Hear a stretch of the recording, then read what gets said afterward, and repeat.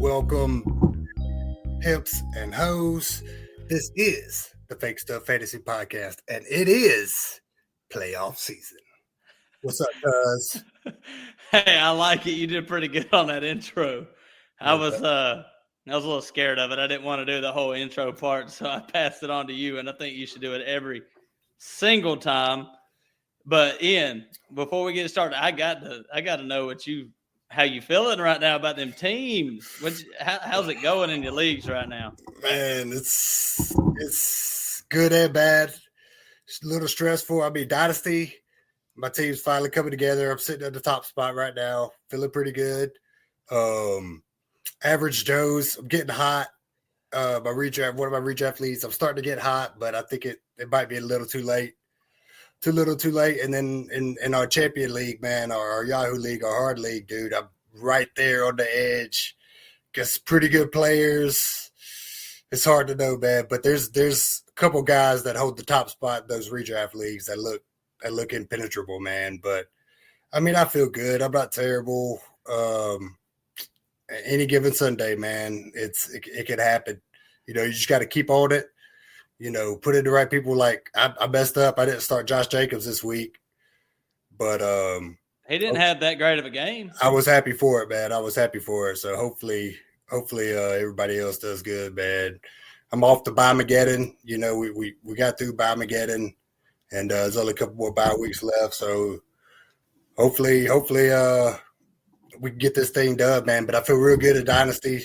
I feel like I could really compete for a championship there. But we'll have to see, man. What about you? How you feeling, dude? I mean, I'm feeling pretty good in most of my leagues. I got 5 leagues that I care about, and every single one of them, I'm technically in the playoffs as we speak. Dynasty League, one of my Dynasty Leagues, I'm in first.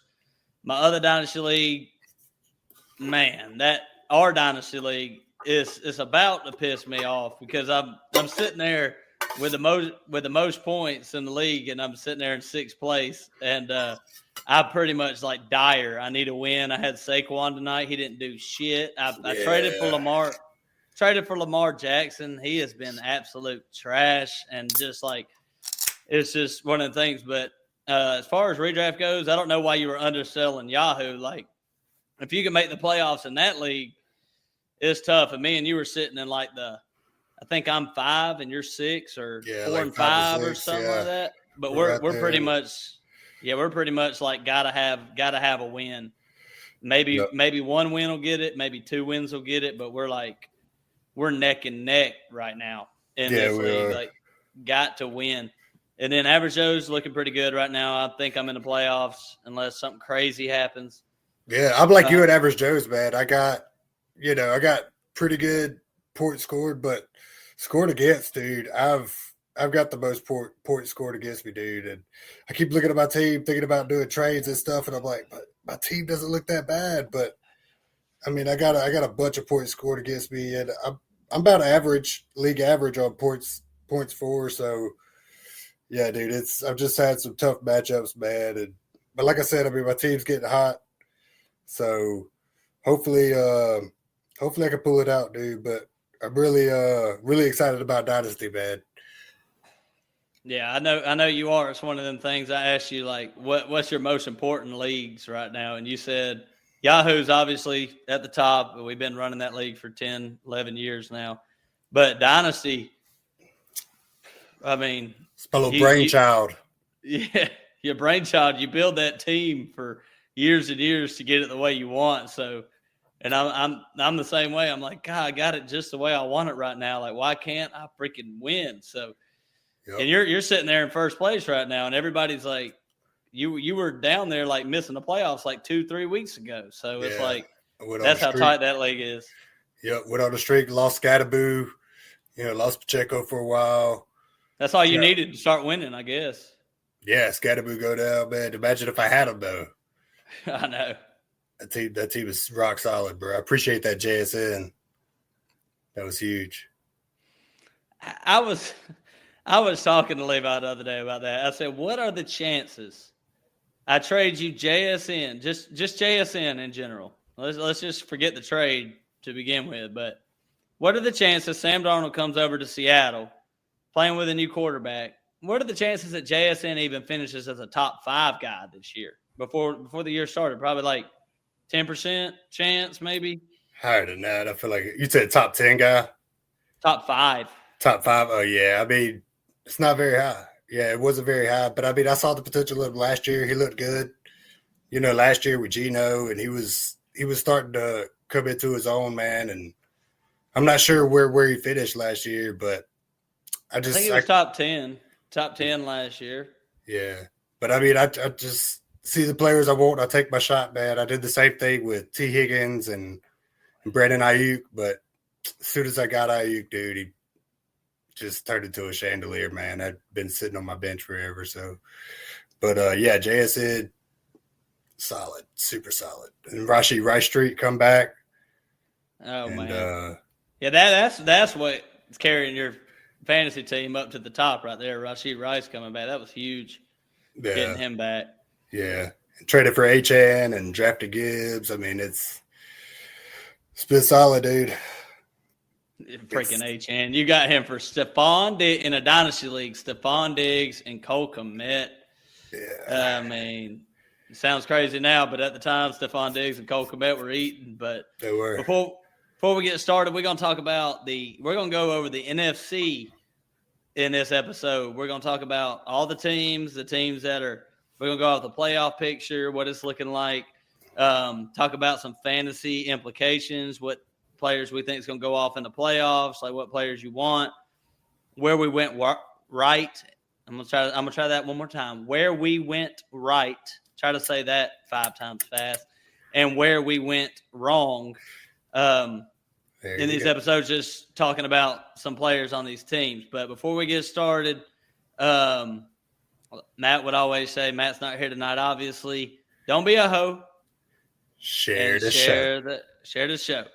Matt, you got anything to say about that before we get going right here? Yeah, man.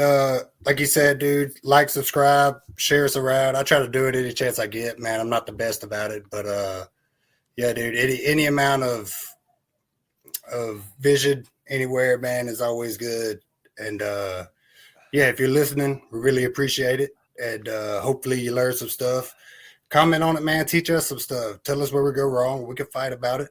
We don't like to fight, but I'm pretty good at it. So let's get to it like it ain't nothing to it. And we are not the experts. You know, if you listen to us, we're pretty much just some guys talking some fantasy football. There's not a whole lot out there. Everybody claims that they know exactly what's going to happen. But in our episodes, we pretty much just share opinions, and you can side on whatever side you want to land on and agree or disagree with whatever bullshit kind of comes out of our mouths when we open them. So, but there ain't no bullshit coming out of my mouth when I say the Los Angeles Rams are 9-2, number 1 seed in the NFC, beating a couple teams in that division that are tough with Seattle and San Fran right on their heels. So, Ian, before the season, let's go back. Like, how did you feel about the Rams? Are they right where you expected them? How are the players, fantasy-wise, doing on this team that as far as their like draft capital win in the fantasy draft? Yeah, man. That's your first question. Beginning of the season, I felt really good about the Rams, especially when they acquired Devontae Adams. I really wanted some shares of Devontae with Matt Stafford. I mean, I felt like that was a good. I didn't get any. It just the cards didn't fall right where I could get them, man. But I really like Devontae Adams coming into this thing, and I think the Rams are right where they should be. I mean, go back to last year, dude. The Eagles barely squeaked by with that playoff win to knock them out, and then you know the Eagles went off to blow everybody else out for the rest of the thing, man. So it's one play away from them being Super Bowl winners probably last year, but I think they're right where they need to be, dude. The team is clicking. The defense is on point. When it comes to the fantasy, defense is nasty. When it comes to the fantasy players, I mean, Kyron, he's doing super solid.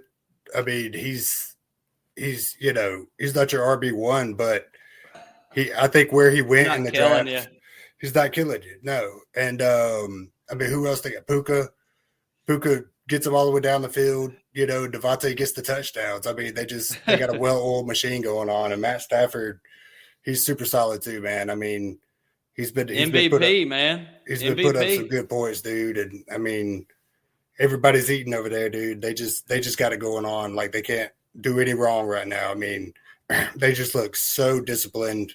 Very, very few penalties. I mean, they know how to ball, and they're balling, and they're showing out.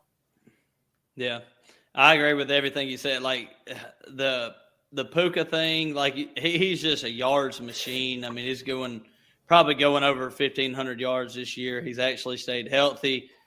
He's just a hardcore, hard-nosed receiver, old-school guy, goes out there and gets all the yards. And then Devontae, he's just – I think he got to be the best separator in space that I've seen, like, just in short area space. Like, you put him he got option routes on the goal line. It's like you can do a slant, you can do a fade right here, and Matthew Stafford and him are just on point. They're very smart players. But so where we could go with where we went right here, I'm not going to do this with every team, but episode earlier in the season for sleepers and all that, I said Matthew Stafford, because if you have two receivers going in the first 3 rounds in a redraft setting, Matthew Stafford's going to have to pan out, and the touchdowns are going to have to start going to the passing game rather than Kyron running them in every time. But Kyron, like you said, he hasn't been winning anybody leagues because the touchdowns are going to Adams a lot, but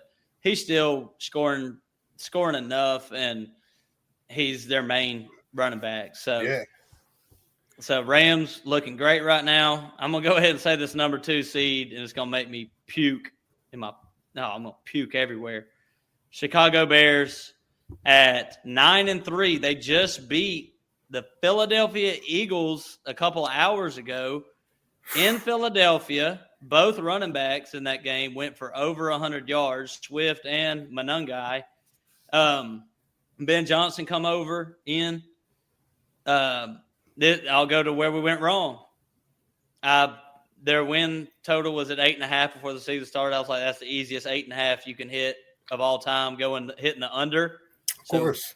Screw me, woof on that one. But the Bears are winning the NFC North, which is a tough division.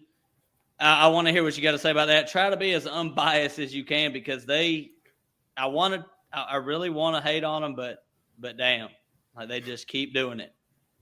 No, you're right, man, and I want to hate on them too, but it's a sigh of relief almost to see them doing good, man, because I hate them. I do hate them, but it's our biggest rival, and you kind of want it to be competitive a little bit. And honestly, they're a little bit scary, bro. Like, nobody really knew if it was going to work out with Ben and Caleb. I mean, Caleb went 1 overall, but it happens a lot of time that number 1 guy, they get in a bad system with bad players. I mean, they go to the worst team in the league.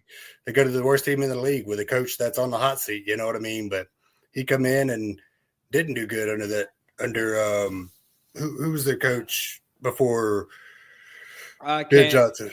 I can't remember. I'm gonna say a name, but I'm not sure. I think it was Eberflus, Matt Eberflus last year. I think you're right, man. But Ben Johnson has just been electric and amazing, and he's a leader of men. There's no doubt about it. He's just got those boys clicking on all gears, and Caleb Williams looks comfortable. They're moving the ball. The defense is locking down. And, I mean, they're getting hot at the right fucking time, dude. And it's kind of scary, bro. It is kind of scary. The Lions, and that just touching on the Lions for a second, I mean, you could see the loss. I mean, they still got the players that still put their movements, their formations, the pre-snap stuff that they do. It's not as crisp. It's just not there like it was last year, man. And you could tell it's a big difference. It's a big loss. And the Bears are going to have Johnson for a long time, bro. It's going to be a changing of the guard, man. So hopefully we can keep up. But yeah, no, the Bears are hot, dude. If you got any players on the Bears, you're looking good right now. You probably look like a moron beginning of the season when you drafted him, but right now, I was going to cut on that because as far as the Bears are doing, they're great, but their fantasy players haven't really been all that good. I mean, Swift has been fine. Monangai was a definite steal off free agency, but as far as the receivers go, Rome Odunze kind of started off hot, and then he's cooled off significantly. DJ Moore's been practically useless all season long. Colson Loveland looks like he's starting to try to break out as a rookie, so maybe next year he'll be a higher draft pick. But people underestimate the play calling on teams, I feel like, and I think we did too. It's just like Ben Johnson coming over. When you got somebody in your quarterback's ear every single play who knows how to call a game, and just like tonight when they beat the Eagles, it's like, well, we're not gonna fight what they're giving us. We're just gonna run the ball over and over again. I mean, who rushes for 200 yards against the Eagles? I mean, it's freaking crazy. They went out, they just retooled their whole offensive line, and that's what wins games is the offensive line. Yep. So the Bears are looking pretty good, but that's where I could say I went wrong on the Bears. But Ian, let's go ahead and move on too. Before we move on, I mean, everybody did. I mean, coming into the season, 8 games was huge for them. I mean, you could name probably on one hand how many people picked the Bears to have a winning season this year, dude. I mean, nobody picked them to win the division, and they're on top. They still got to play Packers twice. Yeah, and we're right behind them. We're only a half game behind because of the tie. So, but still, I mean, they look like they're bound for the playoffs at this point, especially after tonight.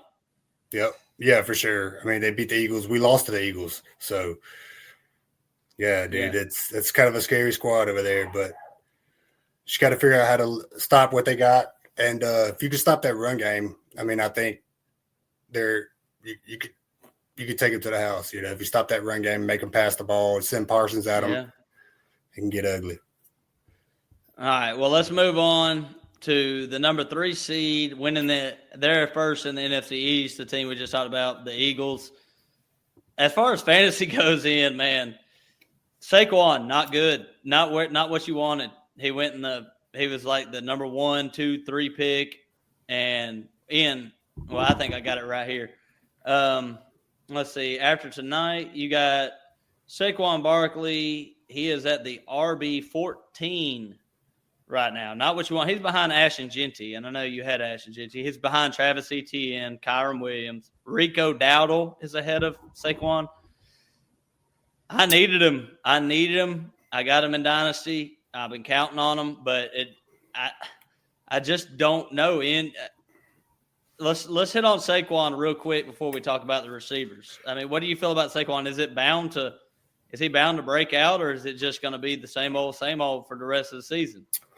I mean, I don't think he's bound to break out. I don't think it's something that Is it gonna get back to maybe not all the way of last year, but is he going to become a top 5 running back rest of the season?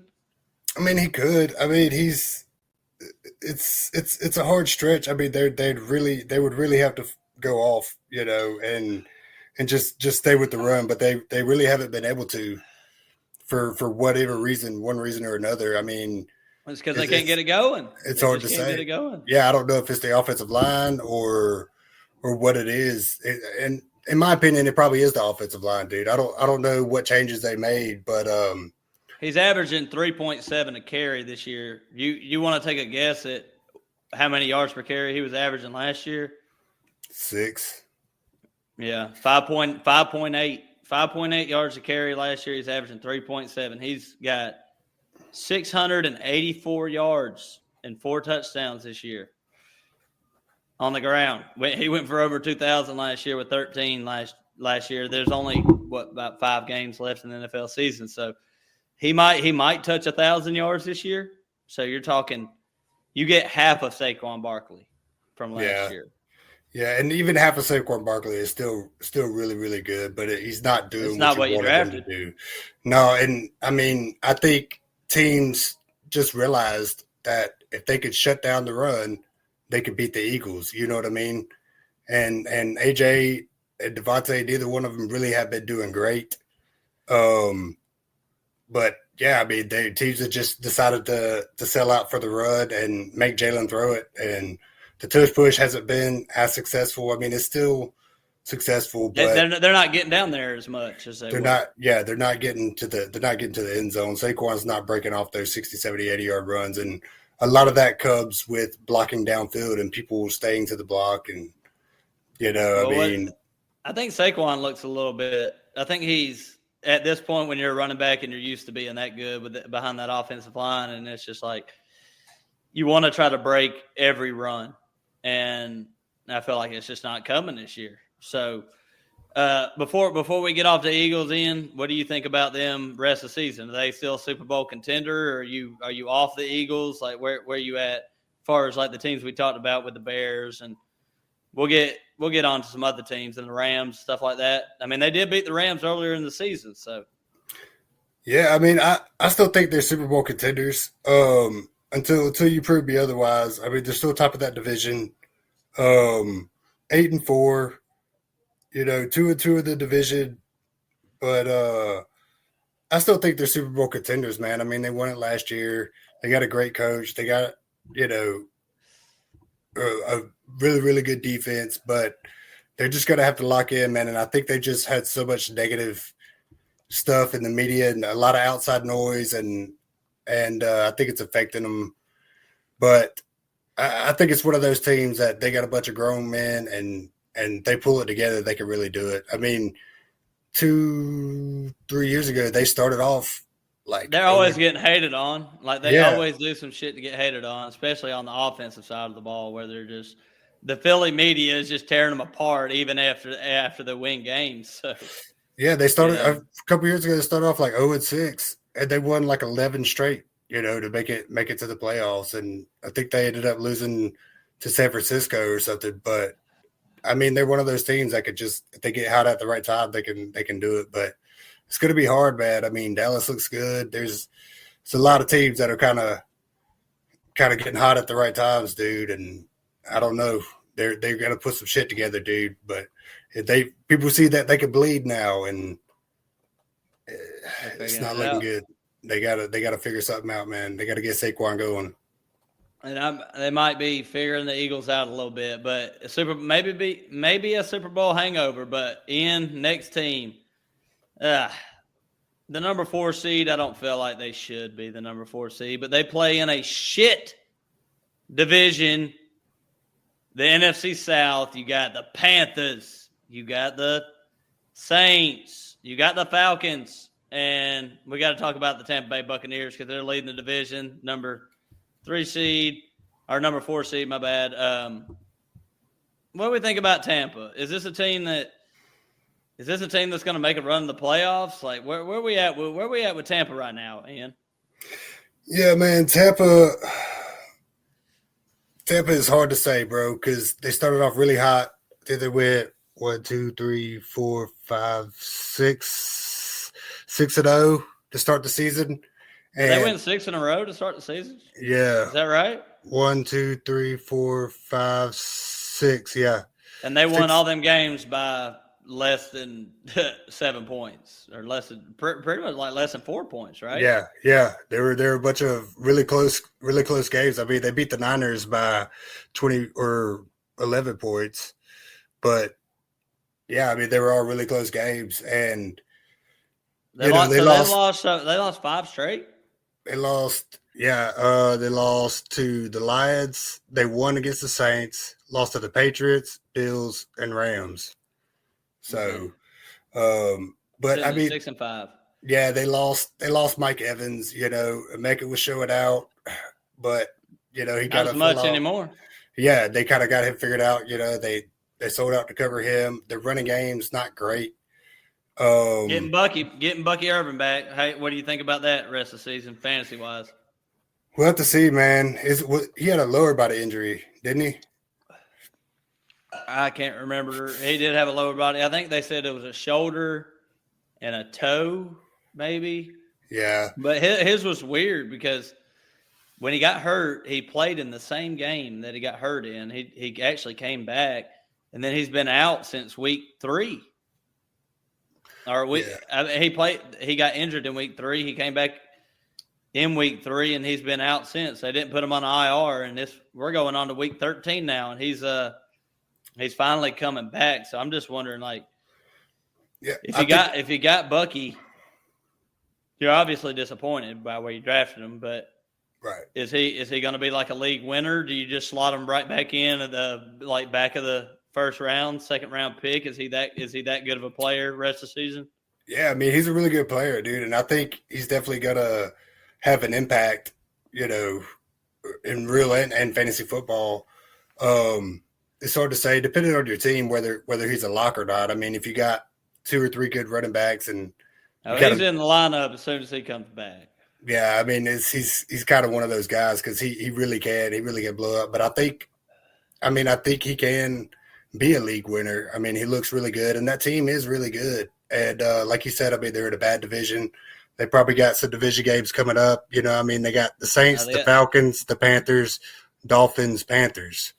So they got to play all them shitty ass teams from the South, so they can go on a run right so here. They could go on a run, man, get hot at the last minute and do the damn thing. I mean, Baker, there's no quitting Baker. He's a great leader.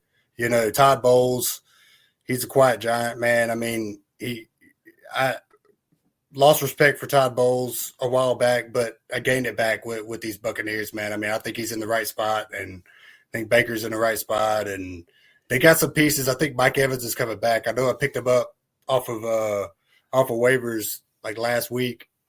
Hopefully, if he comes back, I could slot him in there and he could take me to the dance. But I think it's still a good team, dude. Like you said, in a bad division, so they definitely got a chance, man. All you got to do is make it to the dance, and then it's day to day.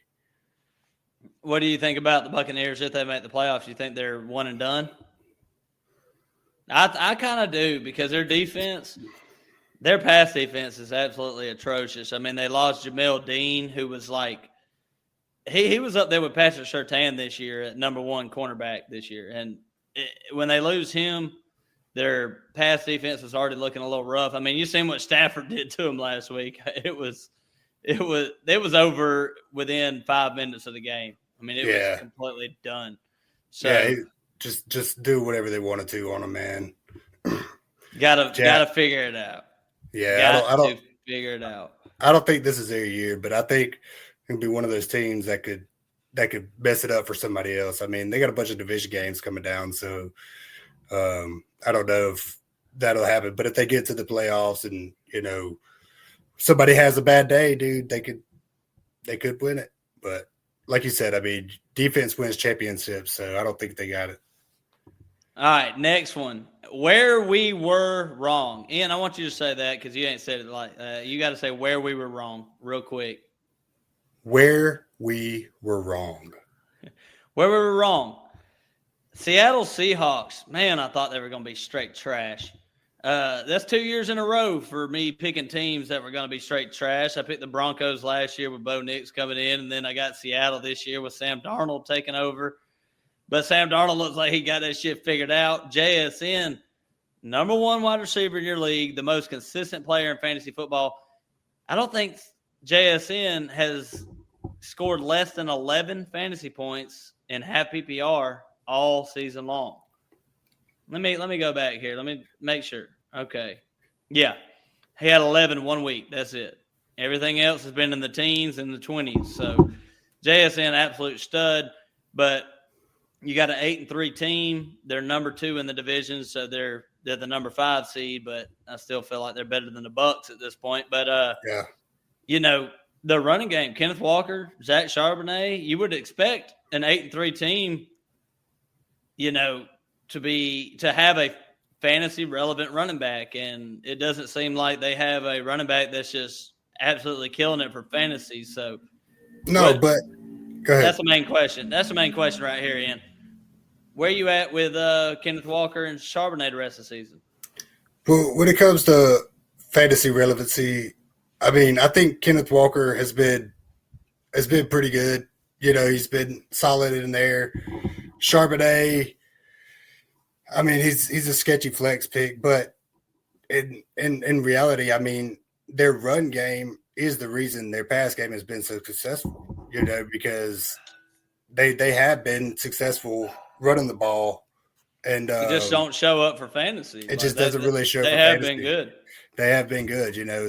They drive it, and then the defense sells on it, and Sam Darnold makes them pay. JSN is 1-on-1. I mean, everybody who played with him at Ohio State says he's the man. I mean, and he's showing it. He's finally breaking out, so and Sam Darnold is good. And I'll give a little hand clap to Mike McDonald, the new coach over there, dude. He doesn't get talked about a lot, man, and I think it's got a lot to do with him and that culture. And I mean, he's not even in the top 3 at Coach of the Year right now, which I think is crazy. I mean, insane. You got Mike Vrabel and Ben Johnson. They've been very good, but McDonald should be up there. But he should be right behind those two, if not, in front of one of them. I mean, because he's got this team together, man. It's hard to do with a first-time head coach, but when it comes to one fantasy relevant player really with JSN, because Kenneth Walker's RB24. I mean, he's a flex play. Back end RB2. Zach Charbonnet scores all the touchdowns, but I can say this about Mike McDonald, and everybody hates on it because of fantasy. Kenneth Walker has been better, but it's not showing up for fantasy. Last year he averaged 3.7 a carry. This year he's at 4.6. Like Ian said, they're better.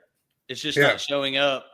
It's just not showing up on your fantasy points. So and 4.6 yards per carry isn't bad. I mean, it's actually really good. It's just, I guess it's just the touchdowns. Like, what is? I mean, he's at 1, 2, 3. Charbonnet scoring all the touchdowns. I mean, you just can't, like, Kenneth Walker isn't catching a whole lot of passes, so you're not getting the fantasy relevance from that.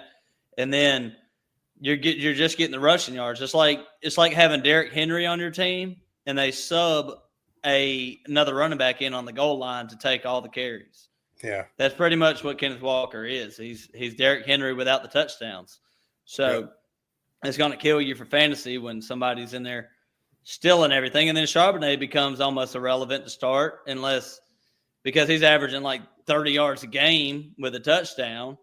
So at best, he's a Tyler Algier for your team where you're getting 9-10 fantasy points if he scores. So it's just they're just killing each other. But as far as the Seahawks go, man, that big surprise on the season for sure. What about Cooper Kupp being there, man? I mean, he's pretty much been irrelevant. But do you think he's one of the reasons JSN is kind of doing as good as he is? You think they gotta respect Cooper? And I don't know what it is. I can't put my finger on why Seattle's offense is so unstoppable, because you got the one guy out there with JSN. The running game is pretty decent, but I mean, Sam Darnold, I get you just have to look at Sam Darnold like he's a really good quarterback, but when he plays a team that's very good, like the Rams, that's what scares me. He threw 4 interceptions in that game, 3 or 4 interceptions, and it's like a lot of people threw a bunch of interceptions versus the Rams. But when it comes to the playoffs, just like the Vikings last year, they were 14-3 going into the playoffs and got absolutely destroyed by the Rams. So I'm wrong about where Seattle's gone, but I can see in the playoffs Sam Darnold turning back into a pumpkin and shit going down. Yeah, he's proven that he can do it in the regular season, and that he can make big plays and win games, but it all comes down to that damn January, February into December when you're playing for the Bucks, and you got to get that experience. You got to win those games, man. And if you could do it, and it takes a whole team, man. It's not just one person. It takes the whole team, dude. So that's what makes the sport so difficult. Is everybody's got to be locked in, and you got to have that leader at the helm, dude. And I guess we'll see if Sam Darnold. I don't think they're Super Bowl worthy this year, but they damn sure showed us that they're And competitive. he's getting paid again, probably. Well, I actually think he got paid a decent bit. He got like a 3-year, $110 million or something. He got paid. So the Vikings are looking pretty dumb right now. We'll hit on them here in a minute, but we'll spend some time on these next couple of teams because they are super relevant and have a lot of fantasy relevant players. But once we get down to the bums, then we'll hit it a little quicker. But in the 6th seed, you got the Green Bay Packers, our team. Good record, 8-3-1 with a tie to the Cowboys, which don't look so bad right now the way the Cowboys are playing, but only one game back of the Bears, or half a game back if you want to say it like that. But what do you think about the Packers? Like fantasy relevance, Jordan Love has been. You don't really want to play him in redraft, except for last week. On Thanksgiving he had a really good game, but Matthew Golden, I would say, big disappointment, very big disappointment. But not to me. I mean, he's a rookie, dude. Like, you can't put people put too much stock in these fucking rookies, dude. And it's like, oh, he's going to be the savior of the city. No, man, he's a rookie. You know what I mean? There's a lot of mouths to feed over there, and I think he's going to be good. That's just the Packers' way. I mean, they spread the ball around, and I think he's going to come into his own. But I mean, Romeo Dobbs. Wasted fantasy pick, though. Yeah, if you picked him in fantasy, depending on where you got him, I mean, he hasn't been very relevant. I mean, none of the receivers really have. I mean, Dobbs has been. He's been Dobbs. He's been Dobbs. But Christian Watson, oh my God.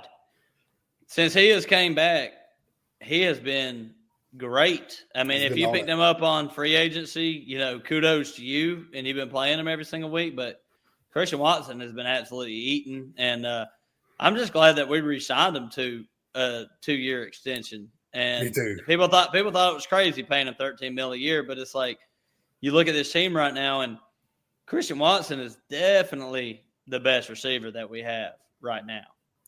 Yeah, man, for sure. I mean, he's got the boxy, he's got the separation. He go up and get the balls, contested catches. He kind of does it all, man, and he's definitely going to be one of those players that I feel just for watching him that when it comes down to crunch time, he's going to be one of those guys you can rely on. Like, go out there, get open, and he'll get the ball. But fantasy relevancy. I think you start Christian Watson every week. Josh Jacobs, and that's it. Josh Jacobs, yeah. Josh is the number 8 running back. About where you drafted him at. I mean, he's been consistent. Yeah, dude, and Tucker Kraft, I hate that he went down, man. If you had Tucker Kraft, you were looking like a genius. And but Musgrave has been doing decent. But yeah, I mean, when it comes to fantasy relevancy, I mean, Jordan Love is hit or miss. Well, here's my question for you though. And Jaden Reed, he comes back, back off IR. The way this wide receiver core looks with Wicks making plays here and there, that's kind of his MO. He makes big plays. He drops passes. He made a really big play for us this week, but Wicks is fantasy irrelevant for the most part. If Jaden Reed comes back off IR, practices all week, come next week, say he starts Wednesday, full practice all the way through, is Jaden Reed just in your lineup? I'll give you a couple. I'll give you a name. Like, is Jaden Reed starting in your flex spot over guys like Alec Pierce, maybe Josh Downs, Parker Washington for the Jaguars, that kind of names like that you're playing every week? You don't feel great. You don't feel comfortable with it. But what are you giving Jaden Reed a week? Or are you throwing him right in there when he comes back? Me, I usually give him a week, man. I usually give him a week. Sometimes it bites, sometimes it doesn't. But I usually don't start them as soon as they come off, unless it's a really big name guy, like Justin Jefferson or somebody like that. I mean, even but yeah, I usually give him the week, dude. It's hard for me to start him coming right in, especially he hasn't showed anything this year really yet. So I got him on my dynasty team, but I definitely won't be starting him ASAP. I mean, they got Chicago and Denver the next 2 weeks, and then Chicago again. So it's not easy sledding. I mean, Chicago's pass defense isn't great. And we got Denver.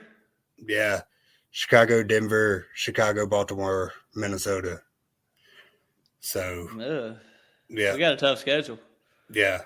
Yeah. We got a very, very tough schedule. I knew we played Chicago twice. I didn't remember seeing Denver in there. I knew we played Baltimore, but, yeah, Denver's going to be a tough matchup. But we'll go ahead and move on. Yeah, that's gonna be a tough game right there. Two big defenses. I'd take the under on that game wherever the hell it's at. wherever they set the under at. It's gonna be like 40.5 or something like that for that game. But all right, Ian. I would say the team we hate the most other than the Bears, San Francisco 49ers. They just keep getting it done with their easy-ass schedule. They don't play no damn body.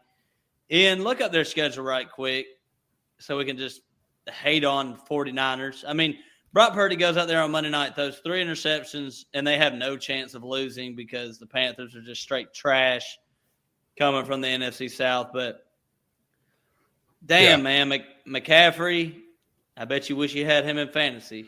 I mean, yeah, dude. number one running back, here at it again. He just gets so much fucking work. It's crazy. And trying to see, let me go back to why you talking? We'll go back to our draft and see where he went. And I feel like I had the opportunity to get him, but no, actually I didn't. But if he would have drafted him anyway. You're scared. I was worried, dude. I wasn't sure if I would have took the hit, but if Jinty would have been gone, I probably would have took him over Bucky Irvin or Jacobs. You know, it's just, but he's just hurt me. He's hurt me, and it's like every other year, and you never know. But he's a stud, dude, and he shows us why he is what he is. And if you got him, you probably got him in the back of the first round, and you could ask for better, or he got traded to you after during week 1, and it just, man, if Noah had him on his team, Noah's like number 3 in average O's right now, but he traded him straight up for Chase Brown as soon as that thing come out that his calf was bothering him. But man, Christian McCaffrey, like that's one player, like you look in your fantasy lineup, and it's been like that for years when he's healthy. You don't even worry about it. Like, he's in there, and you know that his bad games are going to be like 14 points. Like, if he doesn't score a touchdown, he's going to get 60 rushing yards and 50 receiving yards with like 6 receptions, and you're going to be just fine. I mean, he's one of one in the receiving game. I have not seen – when I get on Prize Picks every week, it's not even close with the running backs. His receiving yards is always set at like 45 receiving yards as a running back. I feel like the only person that's even close is probably Jahmyr Gibbs. You can double check me on this, Ian. Go ahead and get on that app. But I want to say that Christian McCaffrey has more receptions than any player in the entire league right now. But I might be wrong about that. I want to say I saw that somewhere. He's sitting at 81. He's at 81 receptions right now. And JSN, the number 1 receiver, he is at 80 receptions this season. Hold on, let me see. I messed it up. Let's go. What do you say, receptions? Yeah, receptions. Christian McCaffrey's at 81, and Jackson Smith-Njigba is at 80. So if you're playing in a full PPR league, it's straight up ridiculous, the points that you're getting. So, and Amon-Ra, another great reception leader, he's sitting there. Dude, you got 75 receptions. So, yeah, dude, you got so you got Jamar Chase with 86, Christian McCaffrey with 81, JSN, Puka. But Chase has already played this week, so that's true. And I mean, Christian McCaffrey is the only running back for a mile and a half. I mean, it just there's no other running backs even close when it comes to receptions. Devon Achane is next with 54. You know, He's going to get over 100 receptions this year. He's going to be 1,000 and 1,000 again. He's the whole offense there, dude. He's the whole offense. And Kittle, and I mean, Kittle is an X factor. You know, he blocks what needs to block. He does whatever they need to do, and he brings the energy every time. But other than McCaffrey, I mean, who else do you start? Brock Purdy, Kittle, Juwan Jennings on occasion. Ricky Pearsall's been disappointing since he's came back, so it's really just McCaffrey and Kittle. But Ian, I can smile. I can freaking smile. I'm so freaking happy to get off of talking about the stupid 49ers bastards. And we'll go ahead and move on to the Detroit Lions out of the playoffs right now. Look at them. Look at them sitting there at the number 8 seed. We done swept them on the season. The Green Bay Packers have won 2 out of the 2 games they played against the Lions. Lions are 7-5 right now. A game out of the playoffs. Amon-Ra. I mean, that sucks. It does suck. Never want to see it. But it ain't a big deal. He's out for 1 or 2 weeks. Okay, a big injury for Amon-Ra. So sucks for the fantasy season though. There's only How many more weeks we got the fantasy season before we got playoffs? We got 2 weeks. We got this week and next week until the playoffs. And then playoffs. Okay. You might have him back for your playoffs, but as far as the Lions go, Ian, you touched on it earlier. We can probably hit on them quick because you talked about Ben Johnson, how their offense has kind of subsided a little bit, like they've kind of gone down. But Jahmyr Gibbs, he's still super relevant. He's great. David Montgomery, he goes as the offense goes. And if they're not scoring as much as they did last year, he's not going to do it for fantasy. That's pretty much it. Montgomery's a touchdown scorer. Yeah, a big thing for them, dude. They lost Sam Laporta, and that really hurt.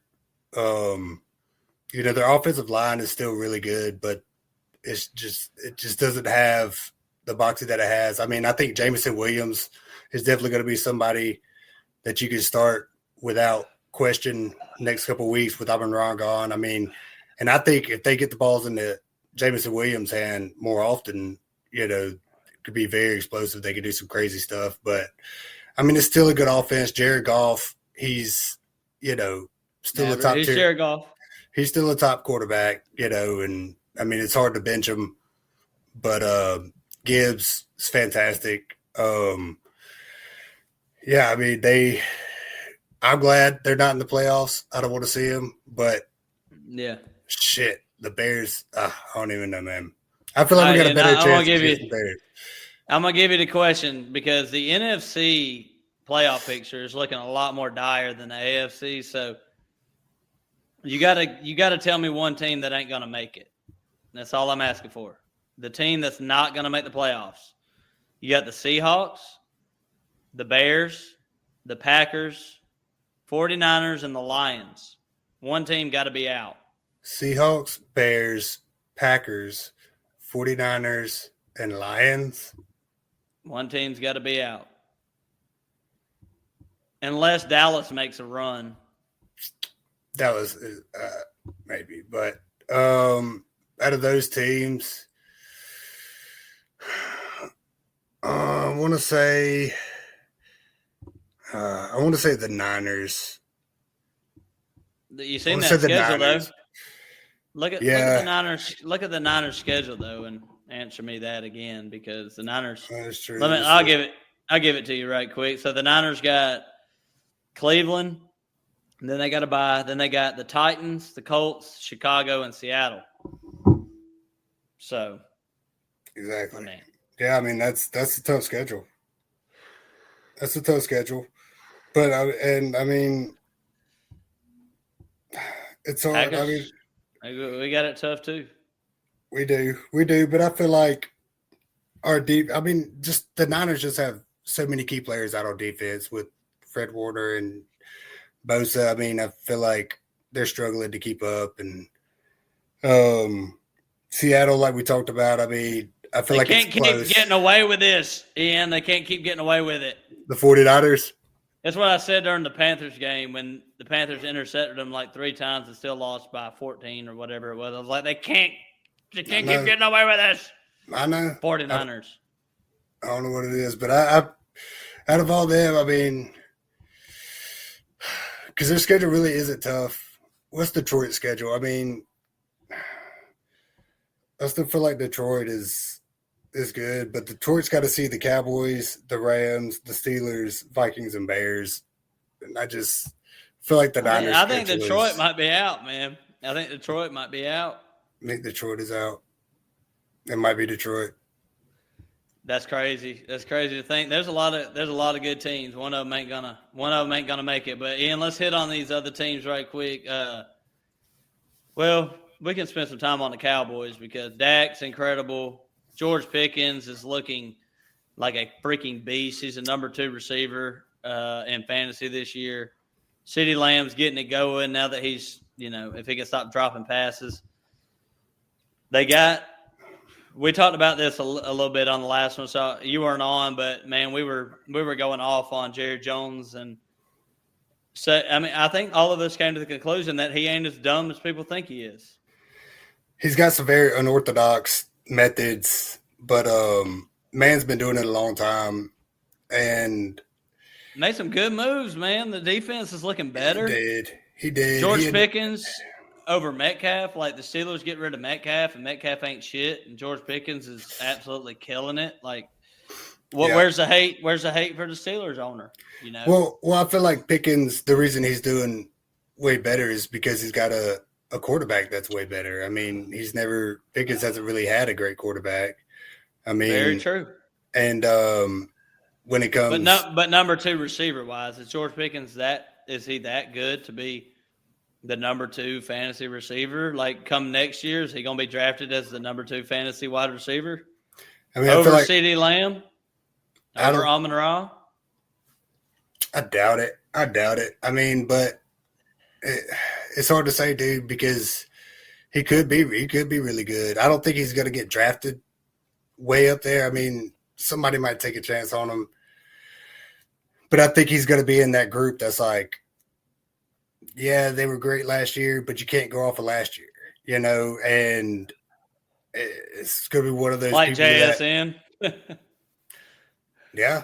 I mean, but there's always the outliers, but I think he should get the recognition that he deserves because he is doing great and he looks great out there, dude. And he's tough. He does some dumb stuff, but he wins football games. And I think one of the reasons is because CD is so prolific that he deserves so much attention. And Dak is just throwing darts right now.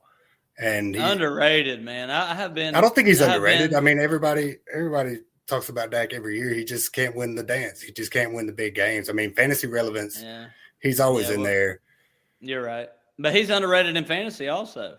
He gets drafted late after the 8th round every year, and this guy's had like 5 top 5 performances in fantasy, and he's on the road for another top 5 quarterback this year. I mean, he's a guy that you want every single year. And you got guys like Kyler Murray getting drafted over him in fantasy every time. And Jordan Love's going over him. Caleb Williams going over him. Caleb Williams had a decent year. But, like, where did Dak – go ahead and look at that Average Joe's draft. Where did Dak go in what quarterbacks did he go after in our draft this year? Before I touch on that, I want to touch on this because this is why Dak loses fantasy relevancy. Because he's an every other year guy. Going back to injuries, though. We'll say 2019. 2019, he was the QB2. The next year, he only played 5 games. He was 32. Next year, 16 games, number 8. 12 games, got injured again, 18. 2023, he was the QB3. He got injured again in 24. He's 31. He's played 12 games this year. He's number 3. So, I think if he plays, I mean, you got Joe Burrow always going over him. Joe Burrow gets injured every other year. Why is Dak not in the conversation with them guys like Burrow and Lamar Jackson and stuff like that when you come fantasy draft? Because I think me and you both were shooting for Dak Prescott in our redraft. Brad ended up dropping him based on his biases because he hates Cowboys. But yeah. I mean, thank you, Brad, for dropping him and letting him get on my team so I don't have to start Jordan Love every week. But he was drafted late again. But yeah, I mean, he was. Go ahead. I don't know. I was just gonna say, if you're done with the Cowboys, we can move on. But I guess we got to mention Javonte Williams. He's been freaking awesome. Oh, for sure. And I mean, go back to what you were saying about why he gets drafted behind those guys. I mean, it's hard to say, man. I don't know, because you're right. I want to say it's because of the injury every other year, but Burrow's the same way. But I mean, it's just I don't know. I think we got to start looking at him as Joe Burrow. I mean, you got to start picking him, and you got to start picking him early. And he might have some injuries that may cause some disruption, but there's a lot of quarterbacks that aren't injured that are playing a lot worse that you don't even want to play every single game of your fantasy league. But Ian, let's move on. We'll hit these quick. Well, Javonte Williams, like you were saying, I mean, I think Javonte is probably one of the better picks, the later picks that if you pick Javonte, I mean, I know we didn't ever really talk about him, and I think he's one of the shining stars that showed up in the draft, and I was like, damn. Obvious. He's been great. It's almost so damn obvious. You play him for a good offense. You know, Rico Dowdle went off with him last year, but Ian, I'm going to name some other teams you hit. I'm going to name the next three teams. You just hit what you think is relevant for these teams because they're pretty much out of the playoffs as we speak, unless the Panthers do something. You got the Panthers, Falcons, and Vikings. Just say what you want to say about them teams. Yeah, I mean, I think the Panthers are a couple of years off, man. I think Bryce Young is kind of coming in too, and he's actually a player that I kind of want to target a dynasty. Bryce Young, because I feel like he's kind of getting there, and that team is starting to show some stuff. The Falcons, they're the Falcons. They do what they do every year. I mean, Penix was looking good. Drake London was starting to show out. Drake went down. Penix went down. Bijan is always going to be great. Kyle Pitts just can't get it together. And Vikings. And the Vikings. What if I told you that Wan'Dale Robinson is better in fantasy than Justin Jefferson? I'd say bullshit. Well, it's true. That's crazy. We were 1 year too early. Back to where we went wrong. Last year, when Sam Darnold came in, I was like, man, Justin Jefferson, he ain't gonna be that great with Darnold. He just ain't got it. And then this year comes around, JJ McCarthy's the starter. I'm sitting there thinking, I think it's just the Vikings offense. Like, they can just get it going. Kevin O'Connell will figure it out. We'll figure the quarterback position out, and their offense is going to be clicking. Then now Justin Jefferson wants to play like dog shit, which I was projecting a year ago. Last year. Yeah, last year. And then I was high on Jefferson this year. So, like, JJ McCarthy has played as bad. On this podcast, me and Matt give more hell to Anthony Richardson than any other player that has came across since we started this podcast. JJ McCarthy is just as bad. Yeah. Yeah, I mean, I was wrong about him too. Well, and that's the thing, like putting stock in these young guys, and it's always hard to tell, but yeah, I mean, JJ definitely hasn't panned out to what we thought he was going to be. Whether it's injuries, and I don't know if I came on here and said it, but I consider Justin Jefferson a kingmaker, dude. Like before this year, I mean, Justin Jefferson has had, I can't remember exactly how many, but like 6 or 8 different quarterbacks that he's played with throughout his career, and he's still played elite, dude. And it's just it's bewildering why it's just not there this year, dude. And I think JJ is just so raw, and he's got to figure it out. But he's a wide receiver 16 on the year. He's behind, like I said, Wan'Dale. He's behind Jalen Waddle, Jameson Williams. Jameson Williams has put up 3 goose eggs, 3 0-point games. Damn. And he's behind Jameson Williams. He's behind Chris Olave, Michael Pittman. Damn. Ted McMillan. Ted's been somebody that has been really good. Like out of all the rookies, I mean, he's on Emeka Egbuka's butt, dude, and he doesn't get the recognition. I mean, I think he's just one spot back from Emeka. He's 1 point away in fantasy. Exactly, dude. And they're identical. He's been a sleepy good rook. And but yeah, dude, I don't know what happened with the Vikings. But I mean, I think JJ McCarthy has the talent. I think he's just super raw. And I don't know. The Vikings, they got Thielen back this year. And I don't know. I just think their other receivers just aren't as great. They got Addison, who ain't doing a whole lot. But, I mean, it all comes back down to the quarterback play. And JJ McCarthy just hasn't been worth a shit. I mean, just say it how it is. Like he's been terrible. Out and in. Yeah, he's been out and in. I mean, he was injured, and I mean they did pretty good with Carson Wentz, but I think it was Wentz, wasn't it? Yeah, Wentz was actually putting up some fantasy value for these players, like with the Vikings. But after that, after Wentz went out, it's just been straight trash. I mean, there really ain't nobody you want to start on this whole entire team. Aaron Jones has been halfway decent, but really, otherwise, it ain't been that good. But Ian, you want to move on to the bottom of the bottom, like the shittiest teams? Sure. All right, we got the Cardinals, Commanders. Commanders took a fall from grace. Saints and the Giants. Anything you want to hit on that? The Commanders have been banged up. Yeah, I don't know. Cardinals. I mean, Dowdle's good. Tet's good. The Cardinals. Yeah, Cardinals. Tet's good. Dowdle's good. For some reason, Cardinals. Okay. All right, the Cardinals. I don't want anybody. I don't want anybody. Michael Wilson, Cardinals.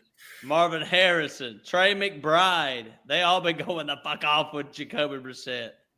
They have. I mean, Brissett's come in and brought some new life to that team, and they're just barely losing. I mean, they just can't put a win together. I mean, I think Marvin Harrison is great. Trey McBride is scoring touchdowns. You don't even know who the Cardinals are, man. Who are the Cardinals? You don't. Do they play in Carolina, Ian? They don't. They don't. They play in Arizona, out there in the desert. And but you said Carolina first. You were talking about like 5 different teams. So I was trying to take. Oh yeah, you're right. I got your brain all fucked up. When I name like 4 or 5, you know how they do with the kids? They're like, remember these 5 things, and they tell them like different numbers and recite them back. That's kind of how you were right there. It's all right. Yeah. But Arizona, man, it's I don't know. I mean, like you said, I mean they've been going off with Brissett. And I think they got a couple of guys that are really good, but they just can't get a win. Yeah, they can't do shit. Brissett's been absolutely killing it. I mean, you could throw him in your starting lineup every single week. He's the only quarterback this year that has finished in the top 12 6 weeks in a row. Ian, did you know that stat? No, I didn't. He has finished in the top 12 quarterbacks 6 weeks in a row. That's better than anybody in the league, even Josh Allen. So Brissett is definitely a guy that you can play almost every single week until things change. But I think that, Ian, there's a couple other teams, unless you want to talk about them. Commanders, I mean, the running backs are irrelevant. Yeah, you start Debo. Other than that, it's bad in the Saints. You got Chris Olave over there. The running backs have been irrelevant, and with the Giants, Jackson Dart has been a freaking stud. But I got to ask you that before we get off on this NFC though. Jackson Dart, is he in your fantasy lineup over guys like? He's not starting. He's not playing. Yeah, he's back this week. He's clear concussion. Okay. Yeah, I mean, Dart's really good. You're putting him over guys like Justin Herbert. You're putting him over guys like Jacoby Brissett, which we mentioned. Shit, Lamar Jackson at this point. It's hard to say, but like this week I'm not putting him anywhere. I mean, he doesn't have the receivers. They do good. He can get some shit with his legs. He's been so damn good when you play him, though. He has. He's been a stud. I think in Dynasty, he's a definite go out and get him type guy. Ain't nobody gonna trade you. But with the starts that he's had, 4 starts, I'm gonna read you off his fantasy numbers: 21, 22, 25, 35, 21, 31, 27. Damn. That's a QB1. Yeah. Super solid. I mean, amazing. That's some Josh Allen numbers right there. Yeah, he's been for the last team, for the very last team we talk about, the worst team in the NFC. Yeah, one of the best quarterbacks, and he's a rookie. And I mean, yeah, dude, I think he's super solid, but it's hard to say. I mean, I think you got to start him over some people like Herbert. Probably Herbert's not been doing great. Brissett maybe. I like the QB 4 or 5 on the season now. Give Herbert his credit. Yeah, give him his credit, man. He's doing good, man. I mean, he's my quarterback, and I hadn't been upset with him. It's just the Chargers are doing the Charger stuff again. Yeah, and they get to this point in the season, and they look great early on, and they start losing. Shitting the break. Start shitting the break. But no, Jackson Dart is a stud. I think if you got him, you should probably start him. And he's doing it without Malik Neighbors. I mean, so that's huge. That is huge. But, Ian, I got to tell you, before we get off on this episode, who is representing the NFC? I'm going to give you who's representing in the NFC Championship and who's representing the NFC in the Super Bowl this year. What 2 teams going to the NFC Championship? What teams going to the Super Bowl from the NFC? Well, I think right now LA Rams are a lock, in my opinion. And then honestly, let me pull it back up. We got sorry, let me see these studies. I gotta say, for me, it's gonna be the Rams and the Eagles. And I was thinking the Eagles, but it's gonna be tough. But honestly, all bias aside, I mean, I think it's the Rams and either the Eagles or the Packers. I honestly do.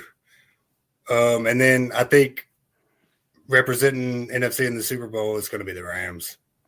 I mean, they look unstoppable. They look great right now. They're going to be a hard team to beat.